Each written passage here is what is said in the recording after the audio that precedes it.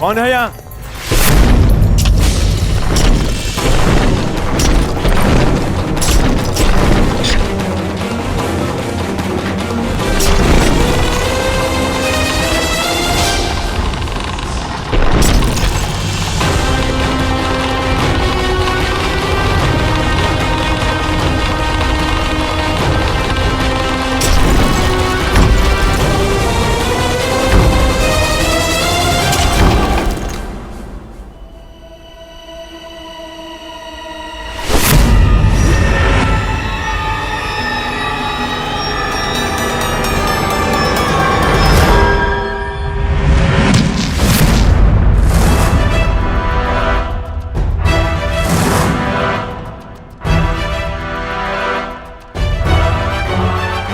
ये तो महागुरु परशुराम के शिष्य का संदेश है, परंतु किसका? द्रोण का, भीष्म का, या फिर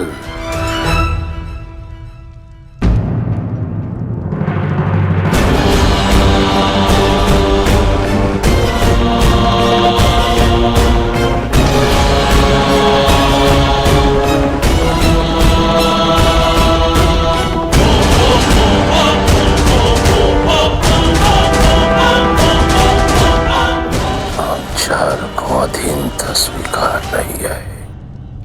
वो दुर्योधन भूल गया कि युद्ध में उसका और उसकी सेना का क्या परिणाम हुआ था। अपने गुरु द्रोणाचार्य के लिए गुरु दक्षिणा लेने आया था वो, परंतु हमने स्वयं उसे उसके प्राणों की दक्षिणा दी।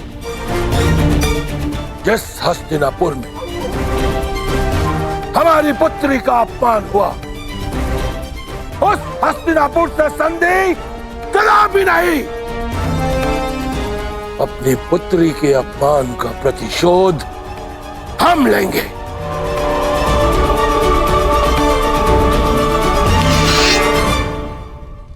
यह पांचाल नरेश द्रुपद हस्तिनापुर के विरुद्ध युद्ध का शंखनाद करता है। धृष्टद्युम्न, पांचाल के सबसे घातक अस्त्र को प्रस्तुत करने का समय आ गया है।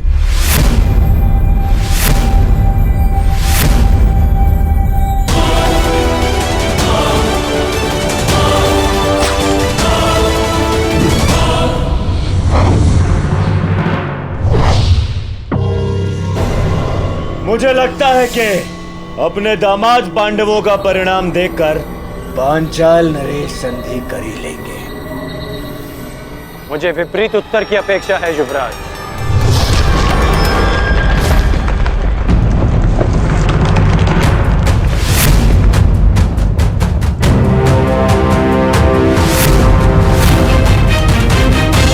पांचाल नरेश का उत्तर आ गया युवराज।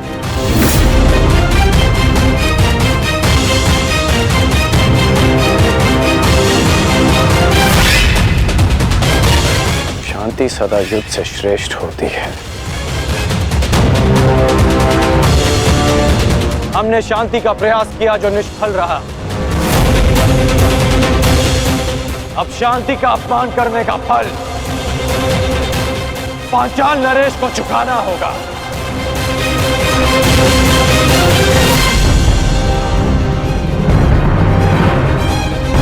अब जब युद्ध निश्चित है अंगराज, तो सावधान रहना।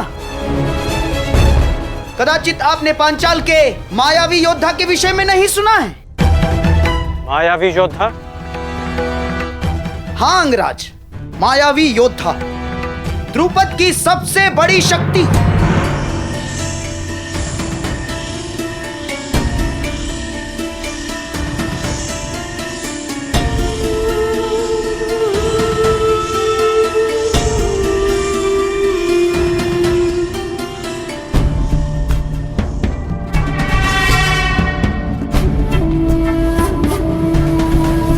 हस्तिनापुर ने पांचाल पर आक्रमण कर दिया है और इस समय पांचाल की ढाल तुम हो।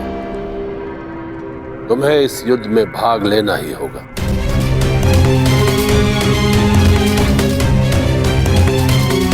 गहरे काले वस्त्रों में योद्धा नहीं, अंधकार है वो। जहां जाता है शत्रु के दल में अंधकार फैला देता है वो। तो फिर आज इस अंधकार का भी अंत होगा गांधार नरेश। सामान्य योद्धा नहीं है वो अंगराज। उसकी उपस्थिति मात्र से शत्रु योद्धाओं में पराजय का भय बैठ जाता है। शत्रु के चैतन्य को अंधकार में बदल देता है वो। उसका मुख आज तक किसी ने नहीं देखा अंगराज।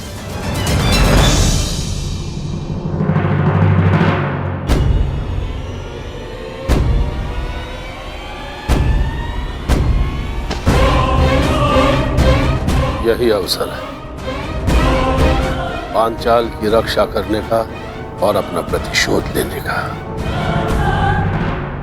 जिसकी कई जन्मों से प्रतीक्षा थी तुम्हें। यदि इस युद्ध में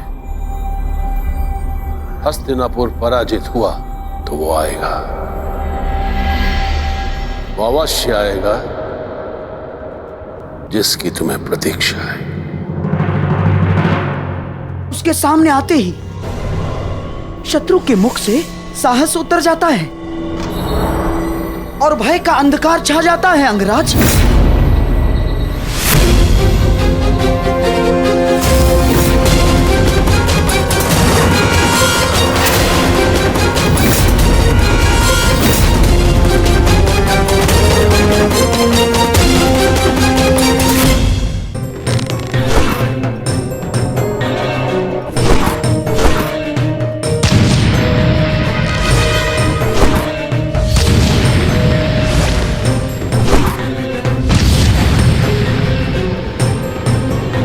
चट्टान पर बाणों का प्रभाव क्यों नहीं हो रहा?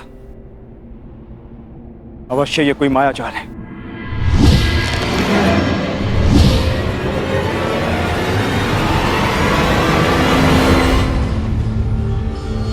मैं तुम्हें चेतावनी देता हूं, मुझे युद्ध के लिए विवश मत करो। जिस किसी का भी ये माया जाल रचा है मेरे समक्ष प्रस्तुत हो।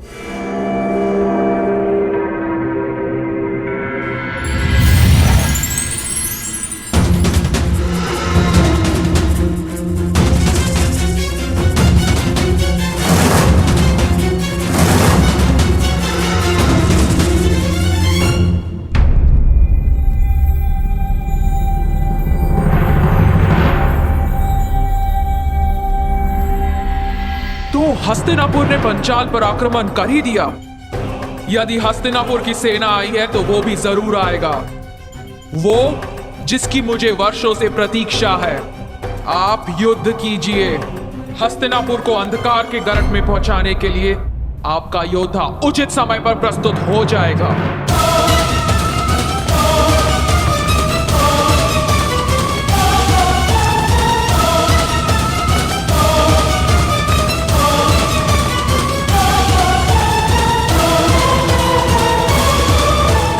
लगता है पांचाल नरेश अपनी सारी सेना ले आए।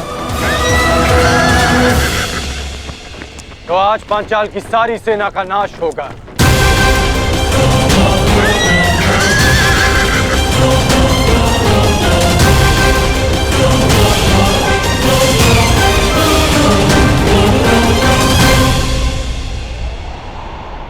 द्रुपद कोई विकट व्यूह रच रहा है अंगराज। विकट नहीं, महाविकट व्यू गांधार नरेश।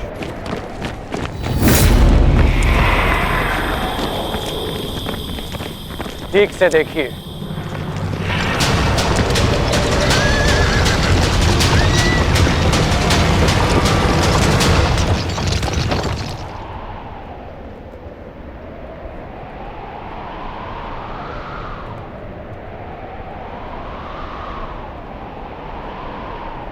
पूंछ की ओर से सेना का प्रवाह आगे होगा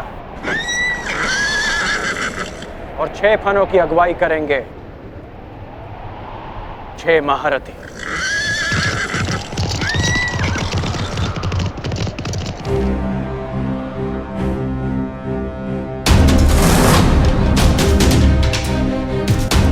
ये शेषनाग व्यू रच रहे हैं।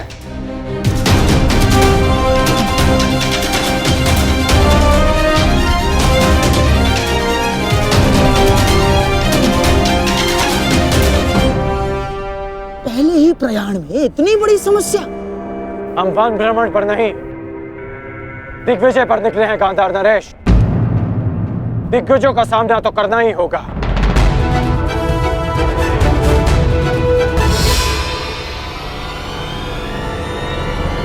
व्यू रचना।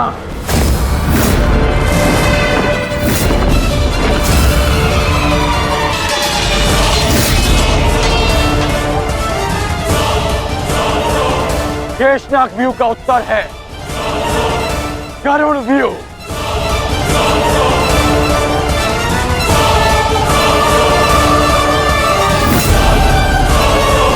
जिस प्रकार नागों का दमन गरुड़ करते हैं, उसी प्रकार हमारा व्यू पांचाल की सेना को छिन्न भिन्न कर देगा। अद्भुत मित्र, अद्भुत। पांचाल नरेश, ये हस्तिनापुर की ओर से अंतिम चेतावनी है। अंतिम अवसर है आपके पास। युवराज दुर्योधन से संधि कर लीजिए। वही दुर्योधन ना जो पिछले युद्ध में हमारे हाथों बंदी बना था। वो दुर्योधन मित्रता के योग्य नहीं है। जिन कौरवों के हाथ हमारी पुत्री यज्ञासिनी के आंचल तक पहुंचे हैं, उन हाथों से संधि नहीं, अपितु उन हाथों का नाश होना चाहिए। अब मेरी भी अंतिम चेतावनी सुन लो अंगराज। तुम्हारा भला इसी में है कि लौट जाओ, अन्यथा जिस प्रकार चक्की में चने के साथ धुन भी पीसी जाती है, उसी प्रकार इस दुर्योधन के साथ तुम्हारा भी नाश होगा।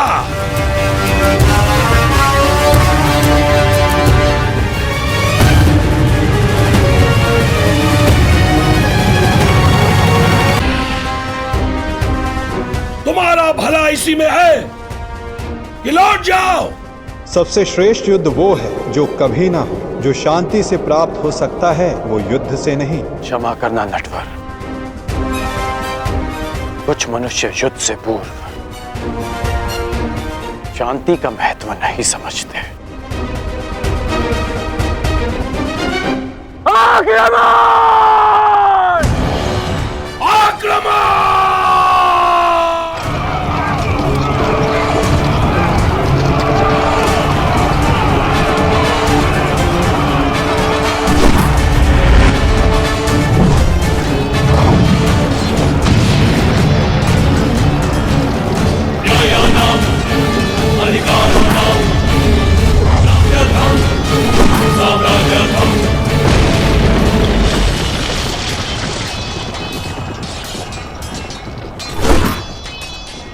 आज मैं और मेरा पुत्र इसी रणभूमि में द्रौपदी के अपमान का प्रतिशोध लेंगे। आज पांचाल की पांचों नदियां कौरव सेना के नाश की साक्षी बनेगी।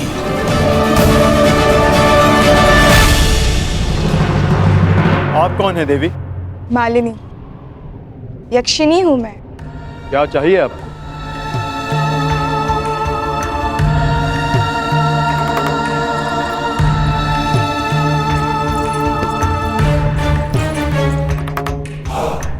तुम्हारा प्रेम।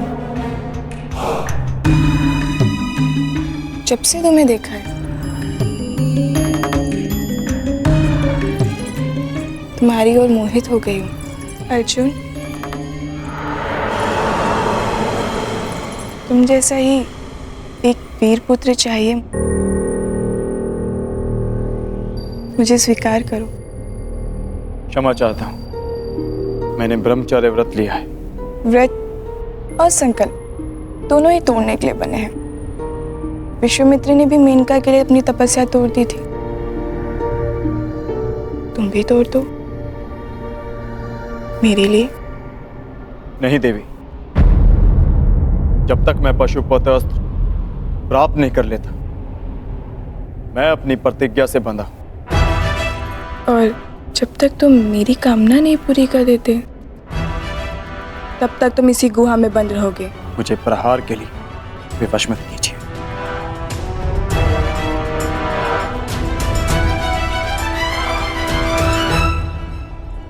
प्रयास करो। स्त्री पर अस्त्र उठाना क्षत्रिय धर्म नहीं, परंतु जो स्त्री काम वेश में आकर पुरुष का धर्म भंग करना चाहे, जिसे मर्यादा का ज्ञान ना हो, जो अपनी ही काम पूर्ति के लिए अपनी शक्तियों का दुरुपयोग करे, उसे राक्षसी माना गया। और एक राक्षसी पर अस्त्र उठाना क्षत्रिय धर्म है। सावधान!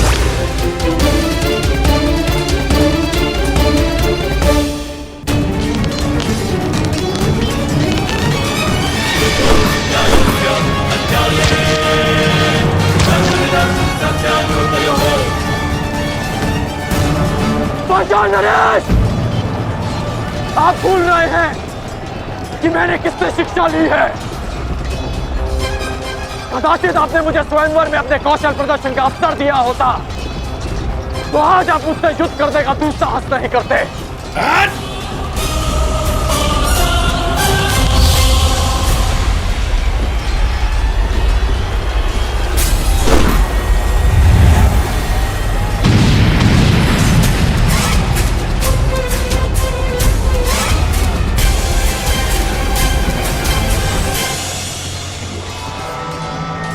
सुनीर में और बाण शेष हैं या समाप्त हो गए पांचाल नरेश?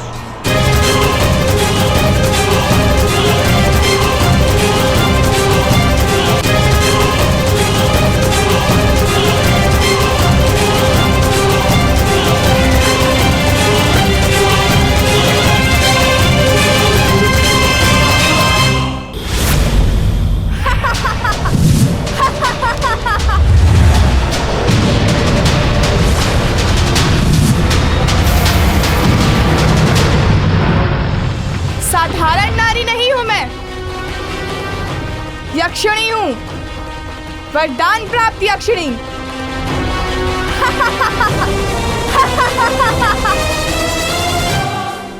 इस गण के सामने हमारा हर प्रहार असफल है पिताश्री। समय आ गया है पांचाल के सबसे घातक अस्त्र को प्रस्तुत करने का।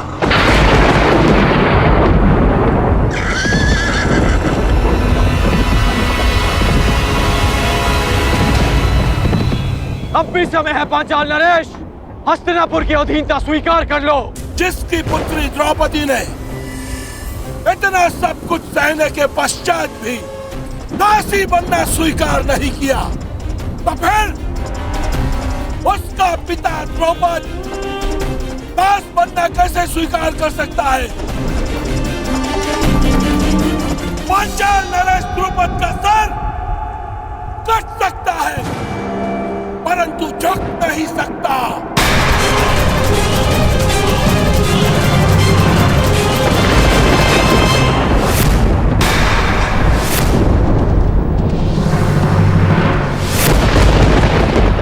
मुझे युवराज दुर्योधन के चरणों में राजाओं के मस्तक चाहिए। झुके हुए मिले तो उत्तम, अन्यथा कटे ही सही।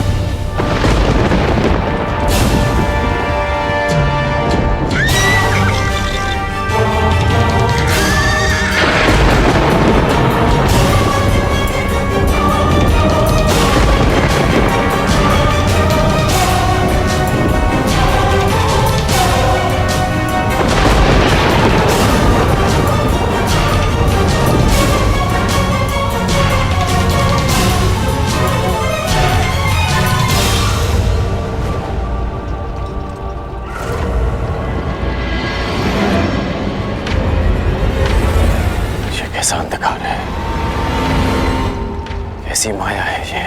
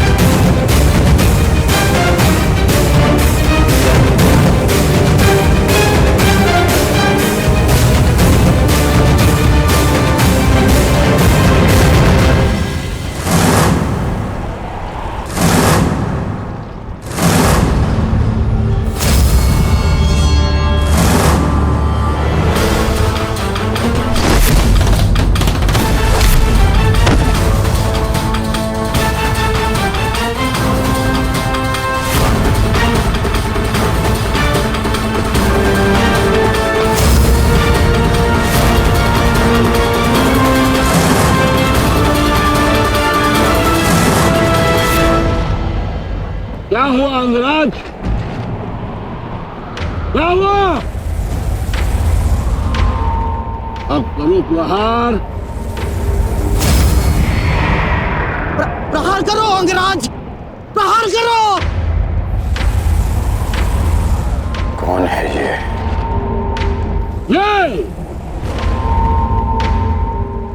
द्रुपद का वार। पांचाल का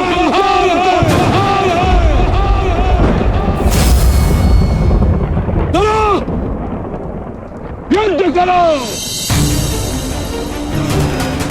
बच सकते हो तो बचो।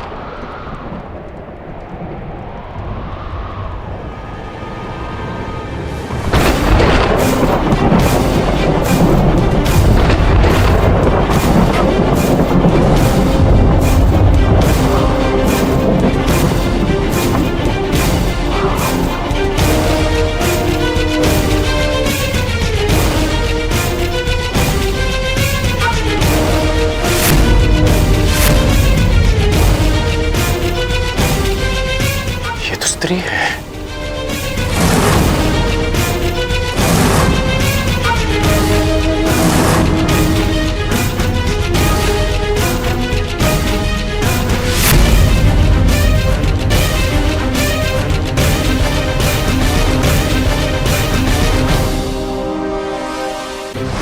सावधान कर्ण।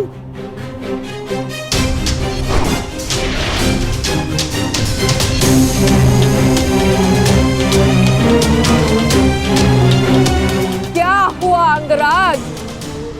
भयभीत हो? युद्ध करो। एक स्त्री पर अस्त्र उठाना किसी भी योद्धा के धर्म के विरुद्ध है।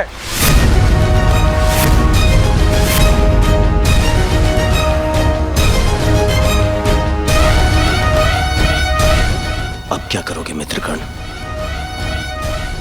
क्या स्त्री पर अस्त्र न उठाने के कारण हम दिग्विजय का पहला ही युद्ध हार जाएंगे? रुको मत अंगराज, युद्ध करो, क्योंकि जब तुम युद्ध करोगे तब तुम पराजित होगे, और जब हस्तिनापुर पराजित होगा तभी वो आएगा, तभी वो आएगा।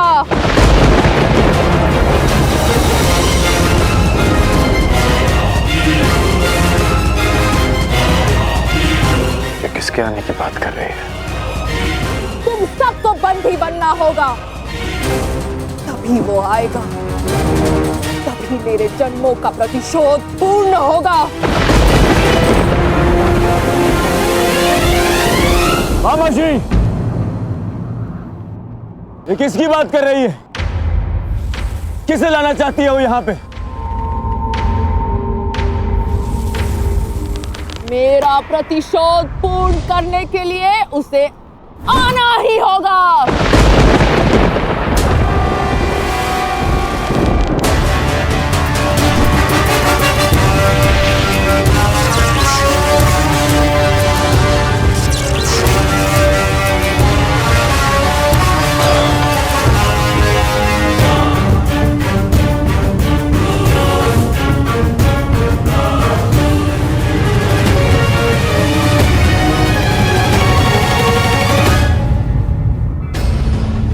दिव्य कवच तुम्हें प्रहार से बचा सकता है अंगराज, परंतु कब तक? तुम्हें हारना ही होगा। कौन हो तुम वीरांगना? और किसके आने की बात कर रही हो?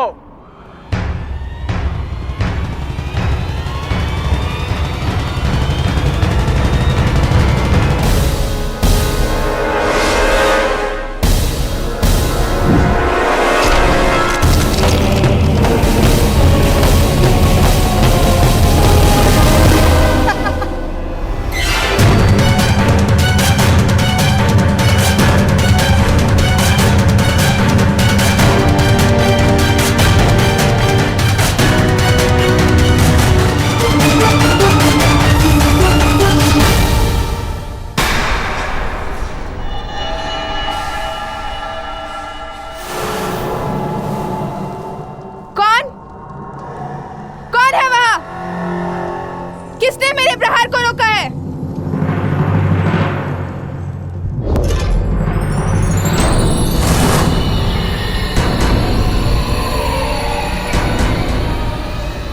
इंद्रदेव, आप?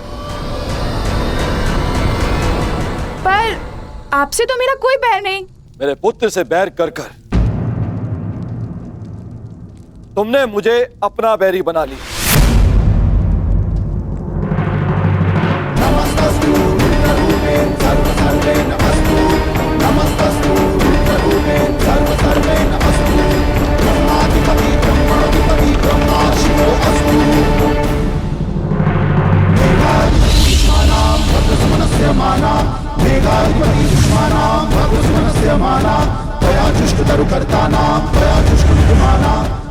आप ऐसा नहीं कर सकते।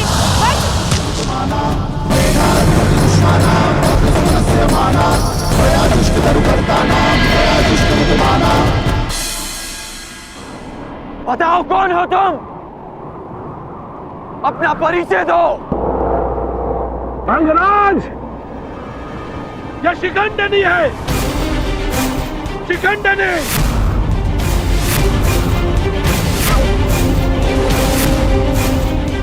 मेरी पुत्री।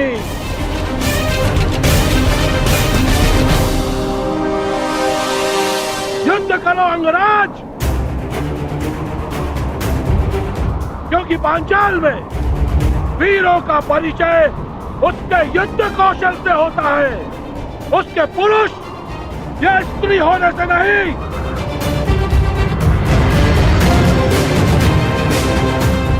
और यदि लड़ने का साहस नहीं है तो बुलाओ उसे, मेरे सामने लाओ। मैं एक स्त्री पर अस्त्र नहीं उठा सकता, और ये पता नहीं किसे लाने की बात कर रही है।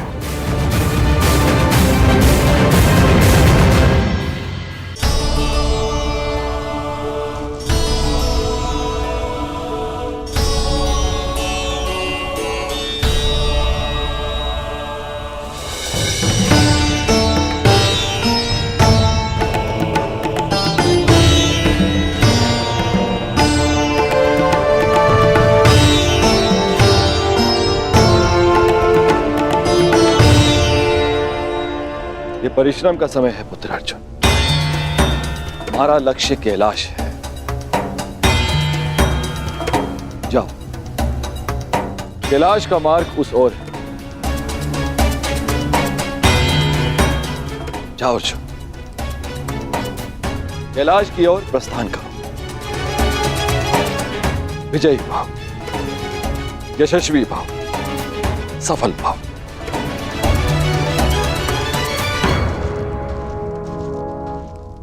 अपने पुत्र के मार्ग से मैंने बाधा हटा दी, अब अपने पुत्र के शत्रु के मार्ग में बाधा उत्पन्न करना ही मेरा लक्ष्य होगा। सावधान कर, देवराज इंद्र अपना प्रतिशोध लेकर रहेगा। कर्ण, प्रहार करो। यदि तुमने प्रहार नहीं किया तो मैं प्रहार करूंगा। नहीं युवराज, नहीं।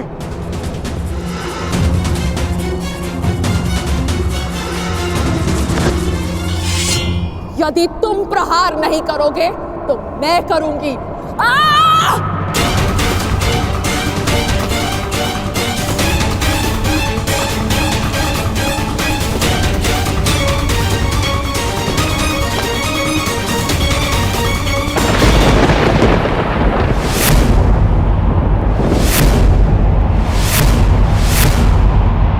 आ गया वो। आज मेरे जन्मों का प्रतिशोध पूर्ण होगा।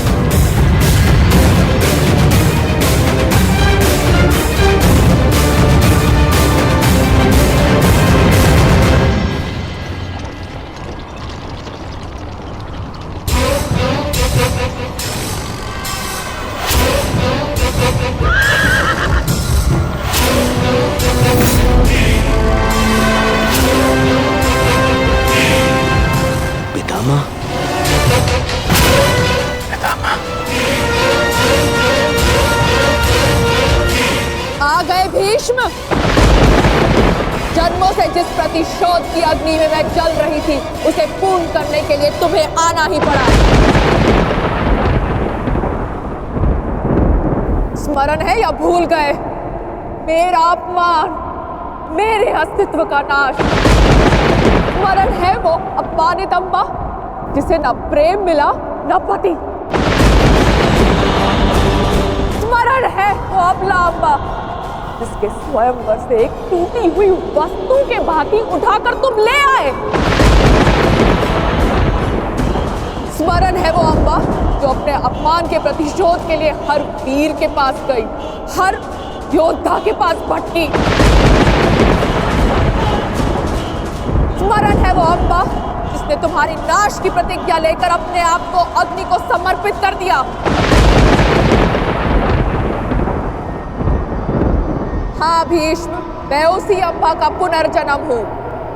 शिखंडिनी, शिखंडिनी, शिखंडिनी।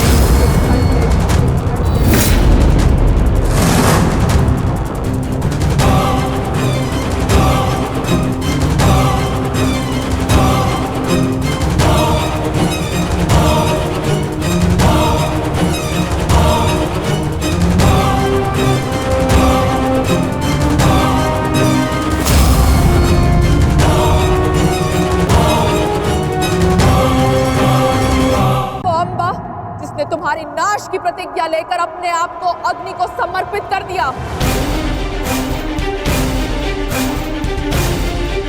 हाँ भीष्म, मैं उसी अम्बा का पुनर्जन्म हूँ। शिखंडिनी, शिखंडिनी, शिखंडिनी।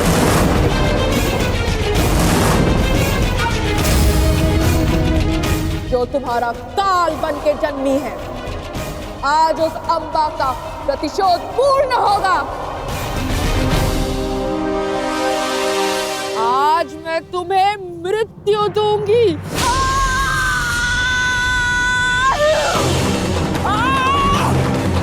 कौन? पितामह को बचाओ। रोको उसे।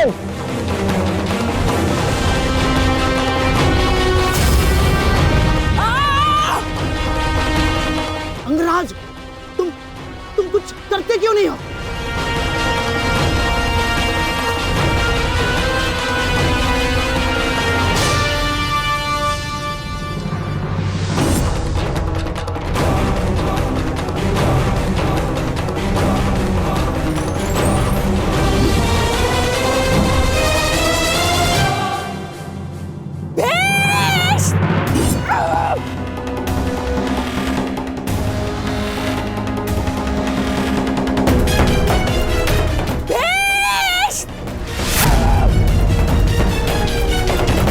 माया दिखा के बच नहीं पाओगे भीष्म।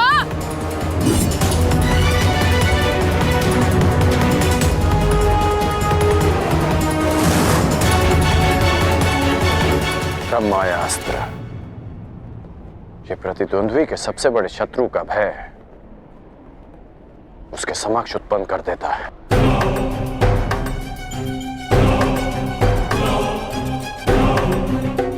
आज मैं तुम्हारे हर एक प्रतिबिंब का नाश कर दूंगी।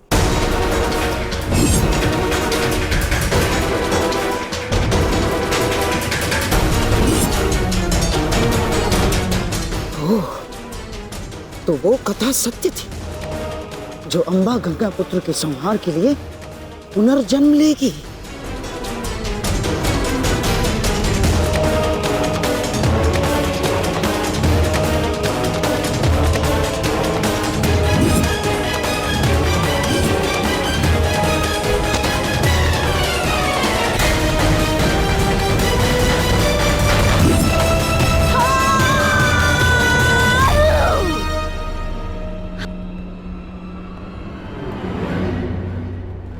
मुझे मेरा प्रतिशोध लेना है।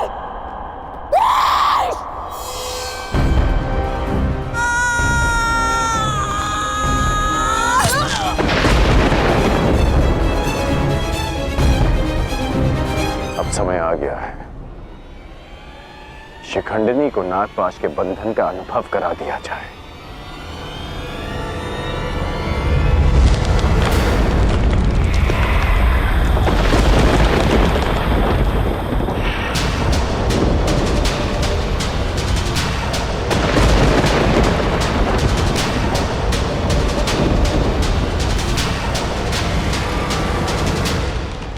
अंगराज, ये कैसा विघ्न है अंगराज? और अचानक ये जलवायु परिवर्तन कैसा?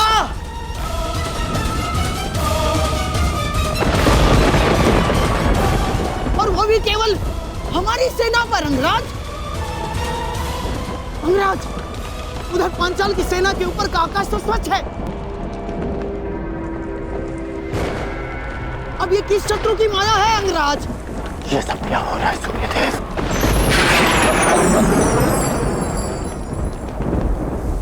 ये सूर्यदेव नहीं मूर्खगण, ये मैं, तुम्हारा परम शत्रु देवराज इंद्र।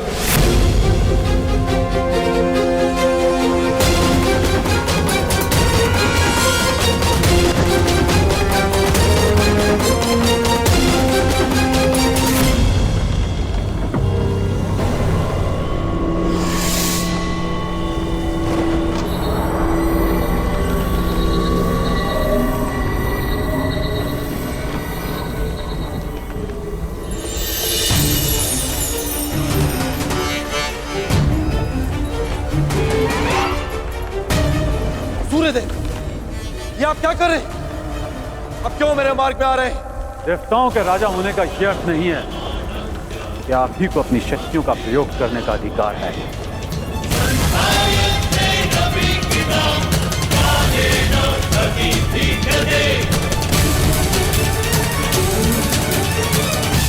परंतु सूर्यदेव, आप क्यों मेरे मार्ग में आ रहे हैं? प्रश्न मेरा भी यही है। हस्तिनापुर की सेना पर आप अपना क्रोध क्यों जता रहे हैं?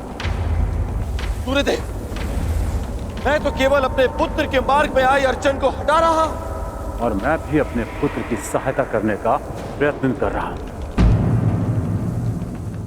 आपका पुत्र? ये सूत पुत्र नहीं, सूर्यपुत्र कर्ण। माना आप देवताओं के राजा हैं, परंतु आप भी त्रिदेव द्वारा ही संचालित होते हैं। यदि आप अपने अधिकारों और शक्तियों का दुरुपयोग करेंगे तो मुझे भी अपनी शक्तियों का प्रयोग करने का अधिकार है।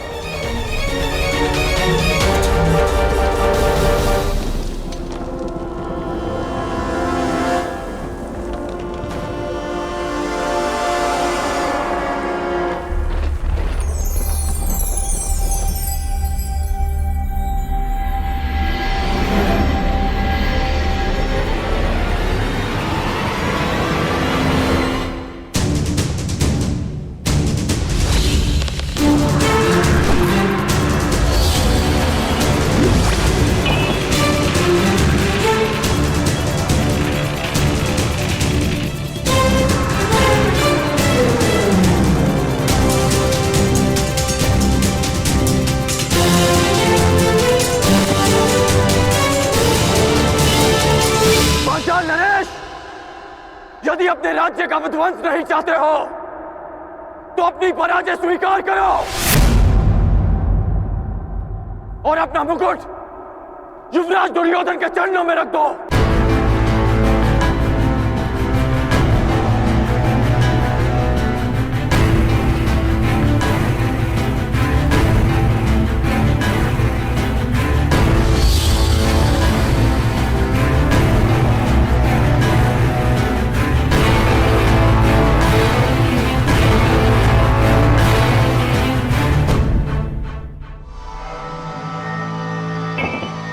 मामाश्री, आज इस विजय से मेरी उस पराजय के अपमान का दंश मेरे हृदय से निकल गया,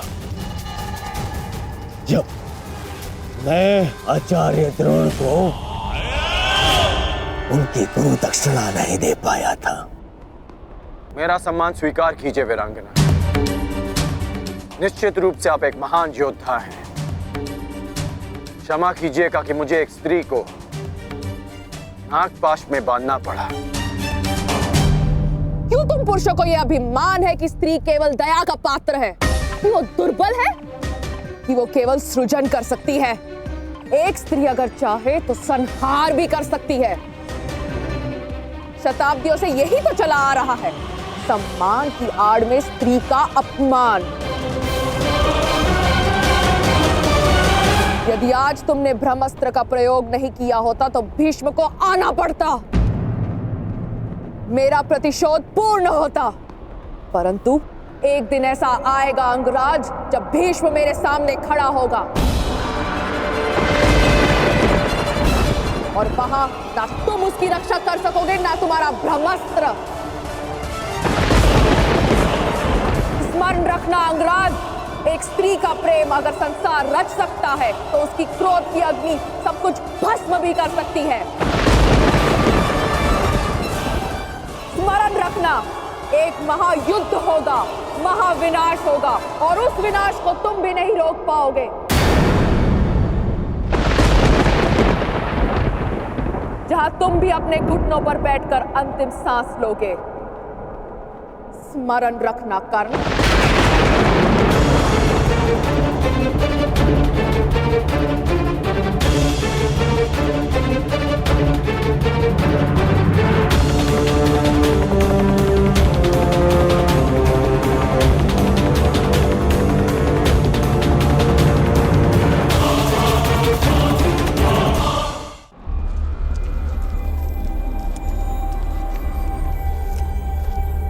बड़ा भयंकर युद्ध था अंगराज। महादेव की कृपा से समाप्त हुआ और हमारी विजय हुई।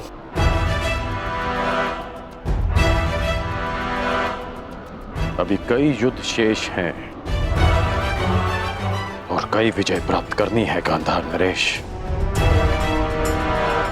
हाँ। मैं इस दिग्विजय यात्रा को अंत तक अवश्य पहुंचाऊंगा।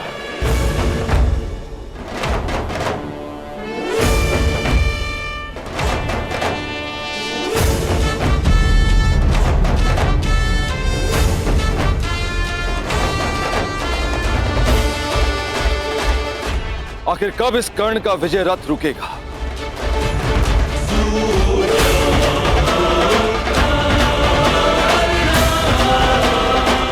अब तो मैं खुलकर कुछ कर भी नहीं सकता, कोई प्रहार नहीं कर सकता, क्योंकि तुरंत सूर्यदेव इसके समर्थन में आ जाएंगे। सूर्यपुत्र कर्ण।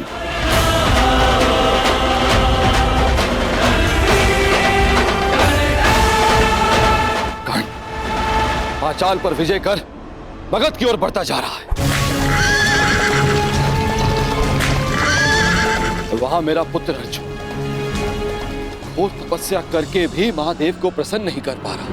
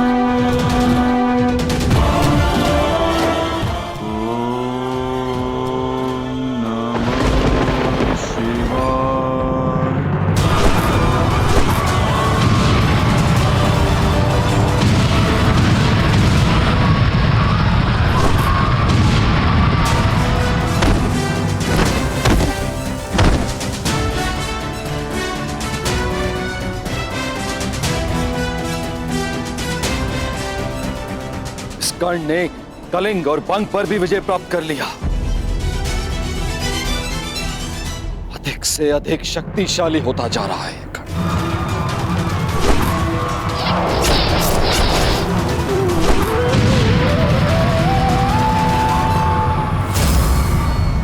अर्जुन।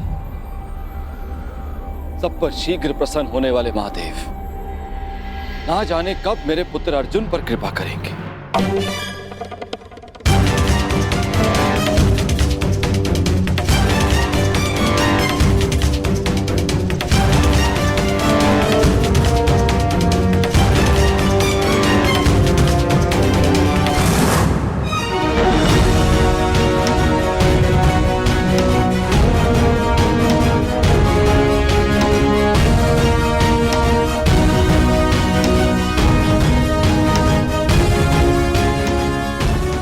वनवास के 10 वर्ष पूर्ण हो चुके।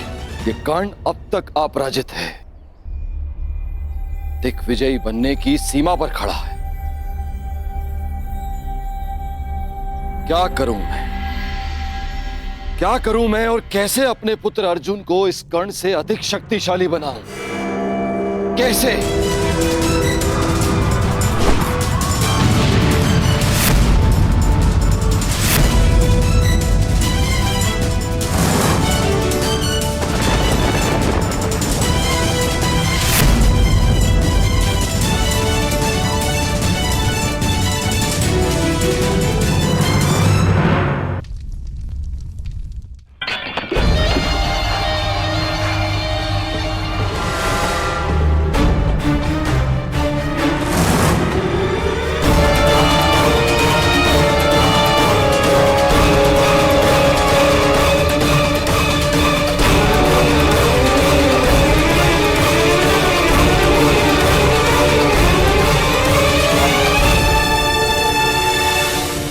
बंग, छेदी, कलिंग, मगध, त्रिगत, मत्स्य,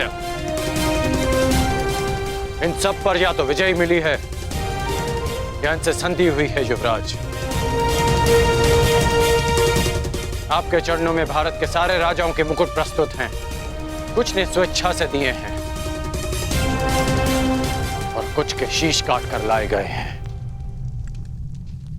असत्य भाषण तुम जैसे वीर पुरुष को शोभा नहीं देता अंगराज। अभी तक दिग्विजय संपन्न नहीं हुई है, क्योंकि इन मुकुटों में एक मुकुट तो है ही नहीं। उग्रसेन का मुकुट अंगराज। द्वारका अंगराज, द्वारका। अभी तक तुम्हारा द्वारका पर विजय पाना शेष है अंगराज, और द्वारका पर विजय पाए बिना मेरे सम्राट दुर्योधन की दिग्विजय अधूरी होगी अंगराज।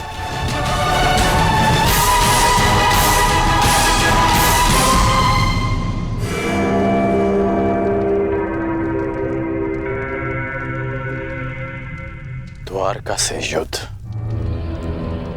यानी वासुदेव से द्वंद्व। क्या आप नरसंहार का प्रण लेकर हस्तिनापुर से निकले थे गांधार नरेश? रक्त की नदियां बह जाएंगी, परंतु वासुदेव और श्री बलराम को हराना असंभव है। लोग उन्हें यूं ही अवतार नहीं कहते। अवतार की कथा पे वो विश्वास करते हैं जो कृष्ण से भयभीत हो।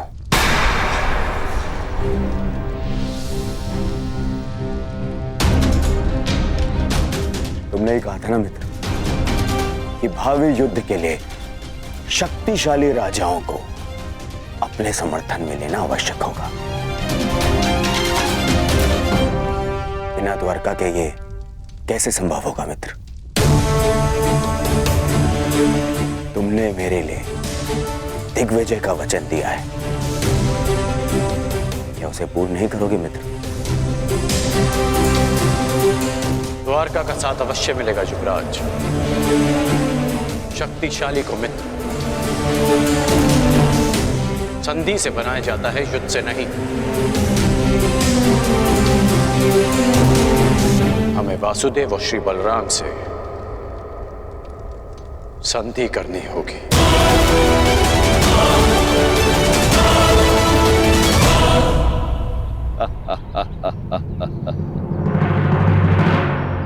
द्वारका से संधि? द्वारका से तुम्हारी संधि नहीं होने दूंगा कर्ण। तुम्हारे विनाश का जो अवसर मैं खोज रहा था वो तुमने स्वयं मुझे दे दिया है। अब देखना बलराम कैसे तुम्हारा विनाश करेंगे। ना ही ये सूर्यदेव बलराम के आगे कुछ कर पाएंगे, और ना ही गोवर्धन उठाकर मुझे नीचा दिखाने वाला वो वासुदेव कृष्ण।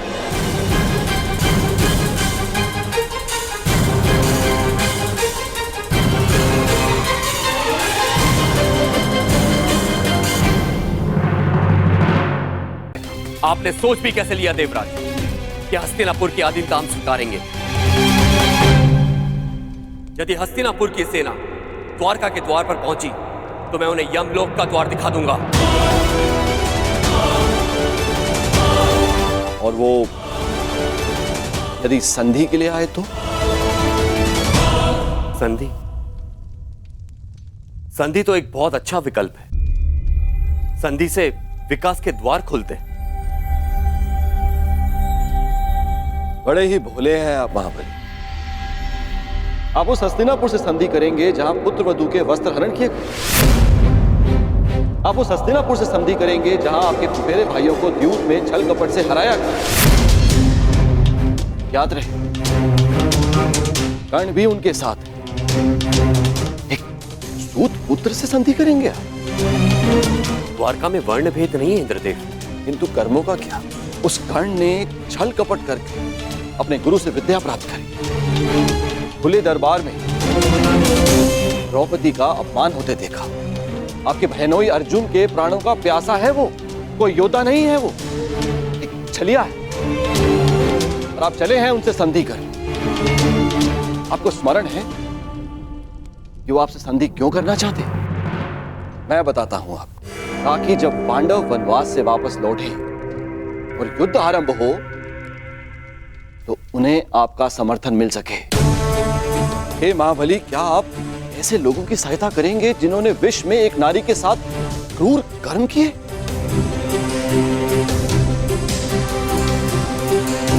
तो और क्या विकल्प हो सकता है इंद्रदेव? यदि कोई मित्रता का हाथ बढ़ाने के लिए आपके घर तक आए तो आप उसे कैसे ठुकरा सकते हैं? यदि मित्रता का अवसर ही ना दिया जाए तो? कैसे?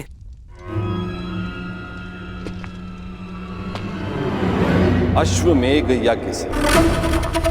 इससे पहले कि वो कर्ण द्वारका पहुंचे, आप अपने नाना श्री के प्रतिनिधि बनकर यज्ञ आरंभ कीजिए। अश्व छोड़िए। यदि कर्ण ने उस अश्व को जाने दिया तो वैसे ही हस्तिनापुर आपका अधीन हो जाएगा, और यदि रोक लिया तो आप युद्ध करके उसका नाश कर सकते हैं। ये अच्छा विकल्प है।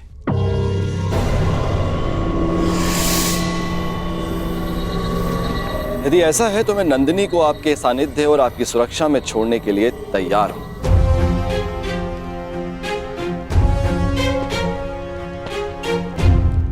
दाऊ,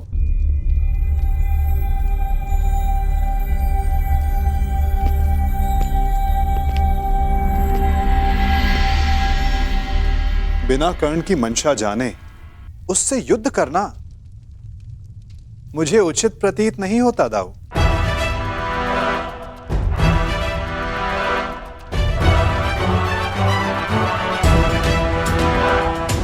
मुझे ऐसा प्रतीत होता है कि आप नंदिनी की सुरक्षा करने में समर्थ नहीं।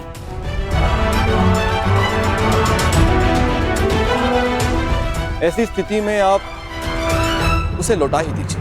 यदि नंदिनी यहां से गई तो द्वारका का अपमान होगा, जो मुझे स्वीकार नहीं। नंदिनी यहीं पे रहेगी।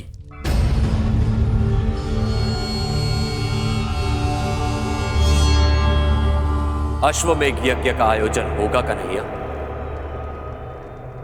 ये तुम्हारे ज्येष्ठ का आदेश है।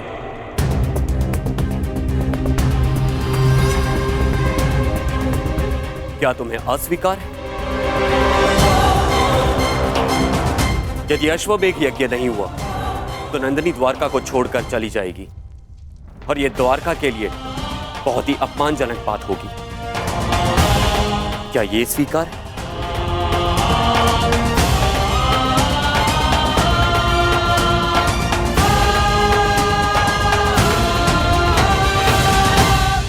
मैं आपके आदेश के परे कहां हूं दाऊ। जैसी आपकी इच्छा।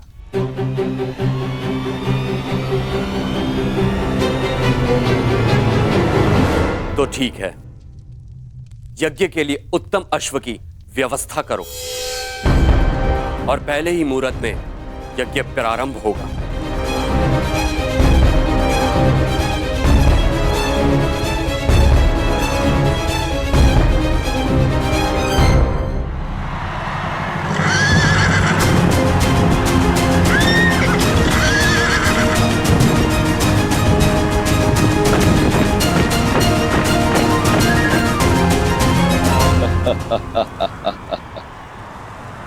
इसे कहते हैं समय का चक्र।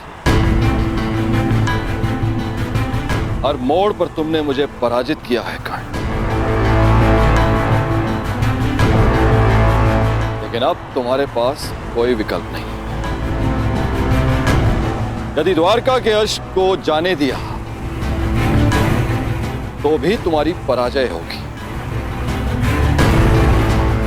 और रोक दिया तो बड़े भ्राता बलराम तुम्हारा वध करेंगे, जिसे स्वयं अनुज कृष्ण भी नहीं रोक सकेंगे।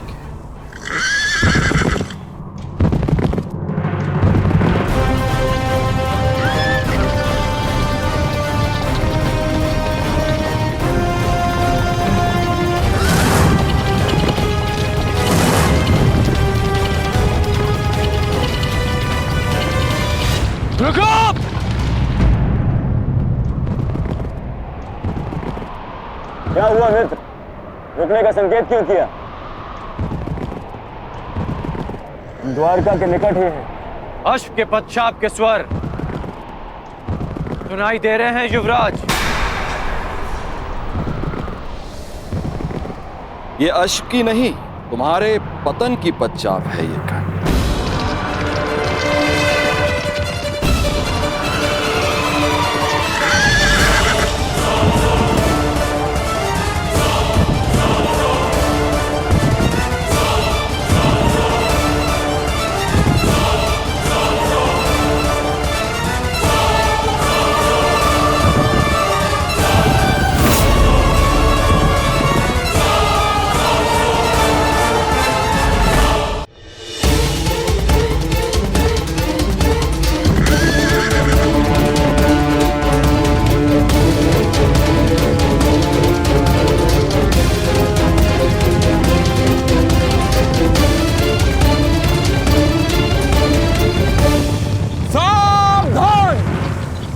अश्वमेध यज्ञ का अश्व है जो श्री बलराम और श्री कृष्ण की सुरक्षा में है। इसे रोकने वाला नारायणी सेना के साथ युद्ध को निमंत्रण देगा। अंगराज, ये अश्वमेध यज्ञ कर रहे हैं तो हम भी दिग्विजय यात्रा पर निकले हैं। रोक लो यश, हो जाने दो युद्ध। आज उस छलिए कृष्ण को भी हस्तिनापुर के वाणों का स्वाद चखने दो। नहीं मामाश्री, बात केवल कृष्ण की नहीं, हलधर बलराम की भी है। एक बार बलराम ने हमारी मित्रता स्वीकार कर ली, फिर जीवन भर पांडव हमारे समीप नहीं आ पाएंगे और ना ही कृष्ण हमारा कुछ भी बिगाड़ पाए। कर्ण, बलराम जैसे महाबली वीर से अभद्रता उचित नहीं। नहीं दुर्योधन, ना। आज इस अश्व को यूं ही जाने दिया तो सारे भारतवर्ष में यह संदेश जाएगा, यादवों का वर्चस्व स्वीकार कर लिया है हस्तिनापुर ने। ना मेरे सम्राट, ना। कर्ण, तुम हस्तिनापुर की सेना के सेनापति हो, स्मरण रहे। तुम्हारी विजय मेरे सम्राट दुर्योधन के नाम अवश्य होगी, परंतु तुम्हारी पराजय तुम्हारे मस्तक का ही कलंक बनेगी। कर्ण, स्मरण रखना। सोच क्या रहे हो कर्ण? रोक लो ये अश्व। कर्ण, ये अश्व रोक लो।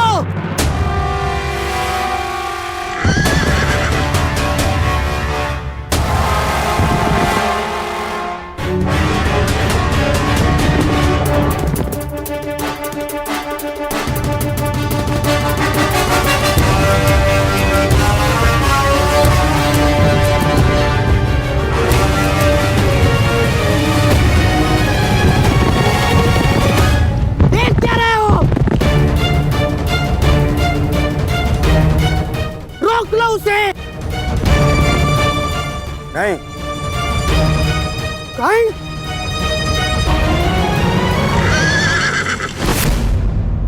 go!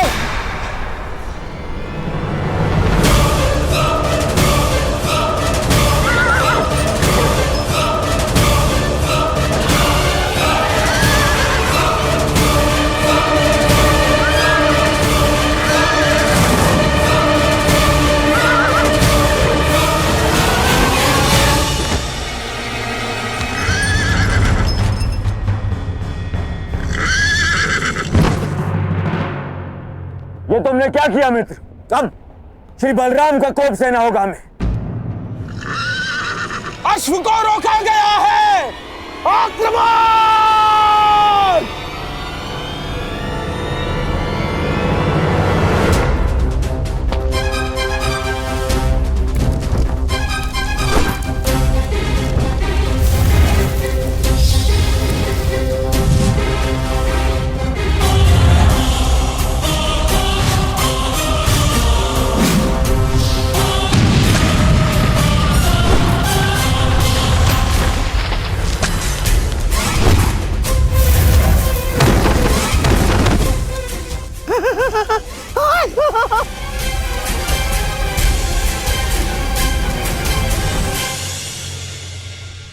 ठीक कहा था देवराज ने, यह कर्ण बड़ा ही उद्दंड और दुस्साहसी है। द्वारका के अश्वमेध यज्ञ के अश्व को रोका है उसने, हमारी सेना पर आक्रमण किया है उसने। मैंने कहा था ना दाऊ कि ये योद्धा तनिक विकट है, परंतु उसने अभी तक बलराम के हल और गदा की विकटता नहीं देखी है। हस्तिनापुर को अपने हल की नोक से उखाड़कर भूमि में गाड़ दूंगा मैं जानता हूं कि तुम्हें कर्ण प्रिय है, परंतु जो भी द्वारका के सम्मान की सीमा को लांघे वो मुझे प्रिय नहीं। अब कर्ण को मेरा सामना करना ही होगा। अब जैसी आपकी इच्छा दाऊ। मैं तुम्हारी इच्छा जानना चाहता हूं कन्हैया। क्या इस युद्ध में तुम भाग लोगे या नहीं? अब दाऊ की इच्छा है तो कन्हैया को तो आना ही होगा। परंतु क्या? परंतु इस युद्ध में मेरी भूमिका कुछ और होगी दाऊ, क्योंकि आने वाला योद्धा महारथी है और इस युद्ध में सामना करने के लिए आपको एक चपल सारथी की आवश्यकता पड़ेगी।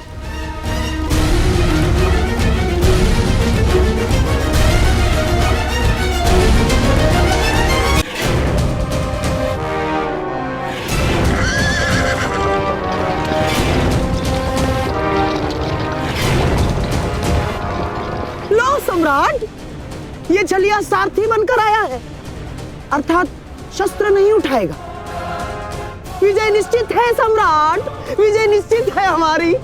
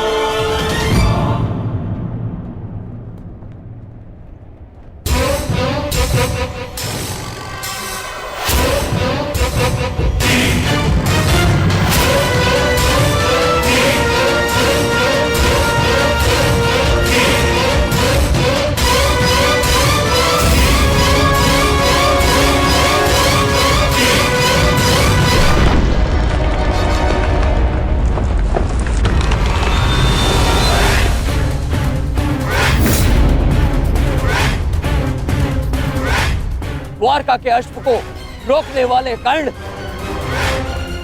तेरा सामना बलराम से है। अपने प्रियजनों का स्मरण कर ले, क्योंकि तेरा स्वागत स्वयं यमराज करने वाले हैं। शत्रु ने ललकारा है, अंगराज उत्तर दो।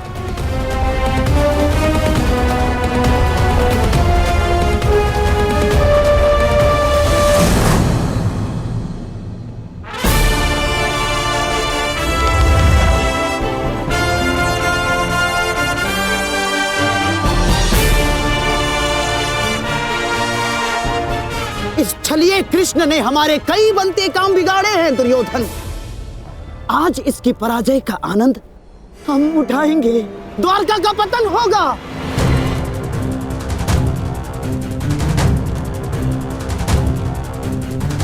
और फिर तुम्हें पांडवों का कोई भय नहीं होगा, मेरे सम्राट, कोई भय नहीं होगा।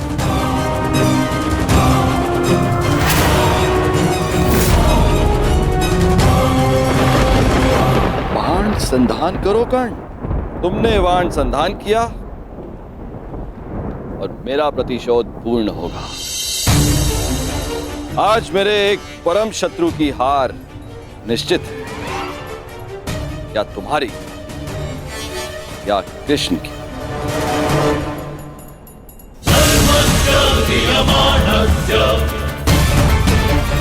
चला बाण चला कर्ण, ये तेरे बाण ही तेरी मृत्यु का कारण बनेंगे। देख रहे हो कन्हैया, जिस कर्ण से तुम्हें इतना स्नेह है वो कितना दृष्ट है।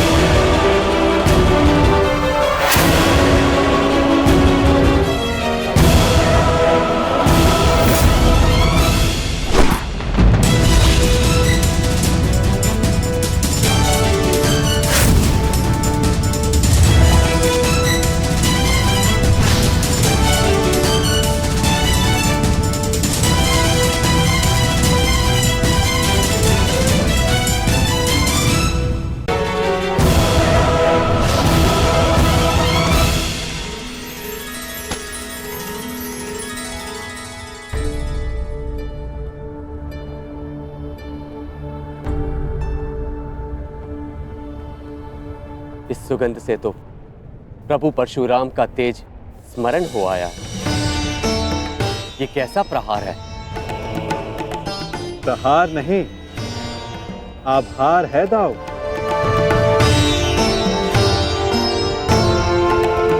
कहा था ना कि आने वाला योद्धा तनिक भिन्न होगा।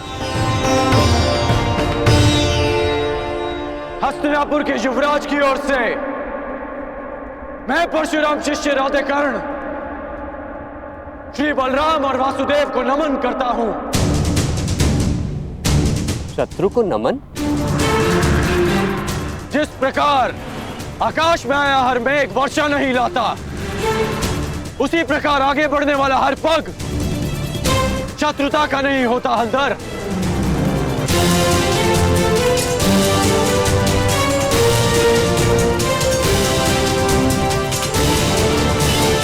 हस्तिनापुर की मित्रता स्वीकार करें। शत्रुता का विकल्प तुमने ही चुना था कर्ण। जब मित्रता ही करनी थी तो अश्वमेघ यज्ञ का अश्व रोका क्यों? ताकि यज्ञ पूर्ण करने की आपकी मंशा और आपके वीरों का परिश्रम व्यर्थ ना जाए।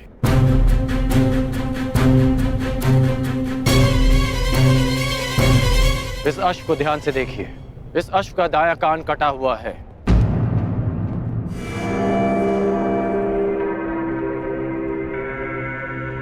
अर्थात इसका अंग भंग है और नीति अनुसार अंग भंगित अश्व के साथ किया गया यज्ञ फलदायी नहीं होता। इसलिए मैंने आपके इस अश्व को रोका।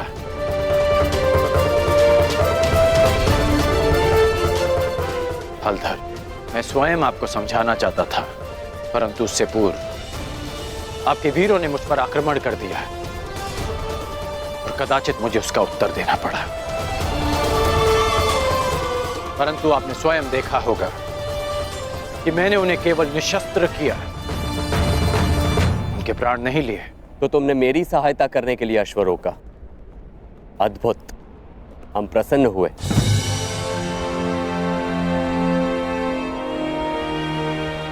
यह अश्व लाने का उत्तरदायित्व किसका था?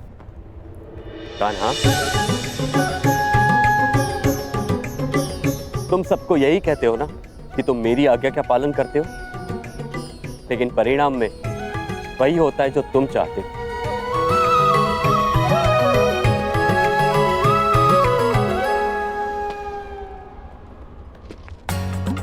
अब क्या करूं दाऊ, मेरा भाग्य ही ऐसा है। भाग्य नहीं, धूर्तता है तुम्हारी।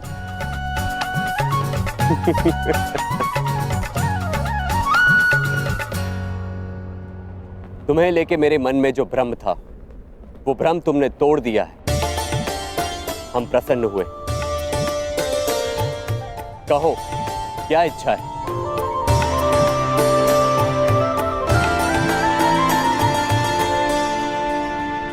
आपसे मित्रता की इच्छा है हलधर।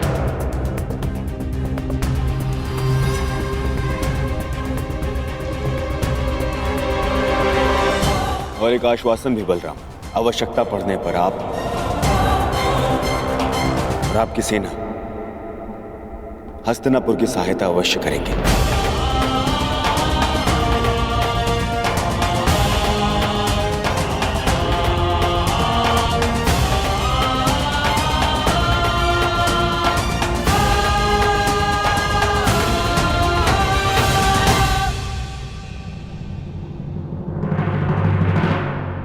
स्वीकार है।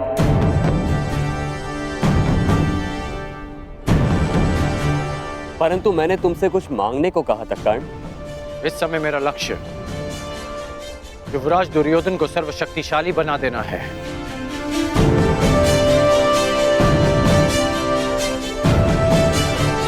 इसलिए मैं चाहता हूं कि आप युवराज दुर्योधन को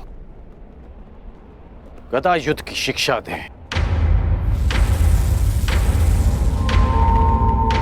और इन्हें संसार का सर्वश्रेष्ठ गदाधारी बना दें। स्वीकार है।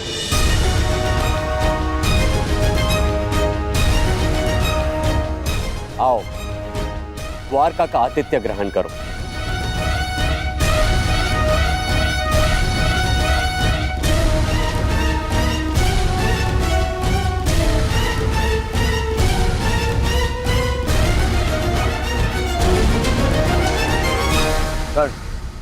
वरदान तुम्हें मिला था और तुमने उसे मेरे लिए उपयोग किया। आज तुमने एक बार फिर ये सिद्ध कर दिया कि संसार में यदि कोई मेरा सबसे बड़ा हितैषी है तो वो तुम हो कर्ण। मैं हस्तिनापुर का हितैषी हूं युवराज, और हस्तिनापुर युवराज का सेवक। मेरा धर्म हस्तिनापुर और आपको शक्तिशाली बनाना है। प्रणिपात युवराज।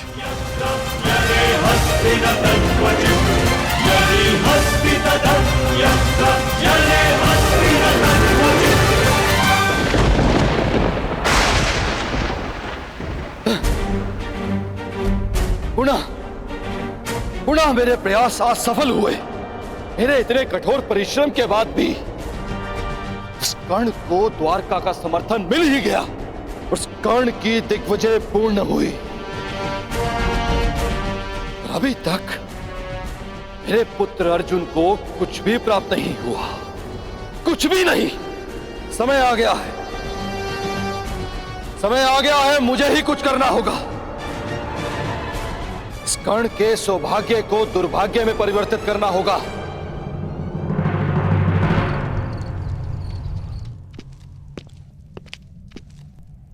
दिग्विजय पूर्ण हुई कर्ण।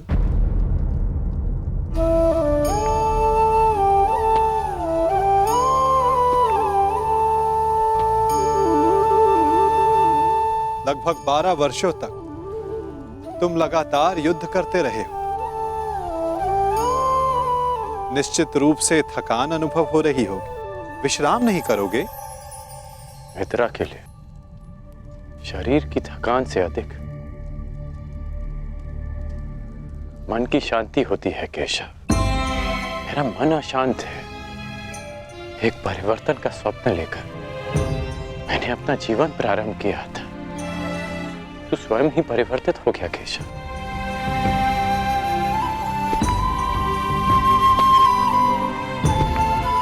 परिवर्तन चाहते हो और स्वयं के परिवर्तित होने से घबराते हो।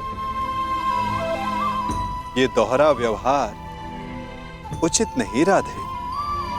मैं ऐसा परिवर्तन नहीं चाहता था केशव। मैंने सदा स्वतंत्रता की कामना की थी, और आज स्वयं मैं हस्तिनापुर का दास बन गया। मैंने तो कितनी बार तुमसे ये बंधन तोड़ देने का आग्रह किया अंगराज, तुमने ही नहीं स्वीकारा। जानते हो मन में संतोष क्यों नहीं है? क्योंकि लक्ष्य शुद्ध होने के साथ साथ साधन और सहायक भी शुद्ध होने चाहिए। और तुम ये भली भांति जानते हो कि तुम्हारे सहायक कैसे हैं। मित्र, अब भी समय है तुम्हारे पास। नहीं केशव, समय बीत चुका है। मैं अपना वचन नहीं तोड़ सकता। मैं आपसे पूछता हूं, आपने भी तो कई वचन दिए होंगे। क्या आप अपने वचन तोड़ सकते हैं?